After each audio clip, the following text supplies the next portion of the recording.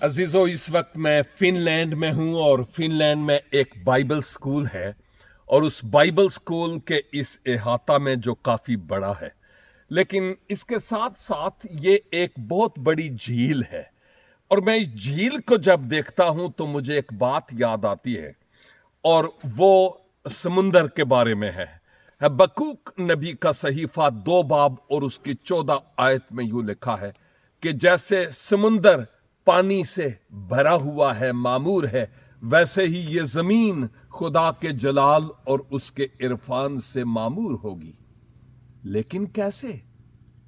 जब तक आप और मैं अहले जमीन को, धरती वालों को मसीह यस्सु से वाकफियत नहीं दिलाएंगे, खुशखबरी का कलाम नहीं सुनाएंगे, इंजील नहीं सुनाएंगे, तारीकी में एक नूर की किरण बनकर चमकेंगे नहीं, जमीन का नूर और नमक नहीं बनेंगे, तो फिर दुनिया कैसे तब तक खुदा के जलाल के इरफान से मामूर होगी? समुंदर तो मामूर है पानियों से, लेकिन ये जमीन खुदा के जलाल के इरफान से तभी मामूर होगी जब मैं और आप मसीह यस्सु की गवाही जा बजा जाकर देने वाले हों। खुदावन मुझे और आपको तौफीक अनायत फरमाए कि हम जहां कहीं जाएं उसकी खुशखबरी सुनाने से बाज ना आए।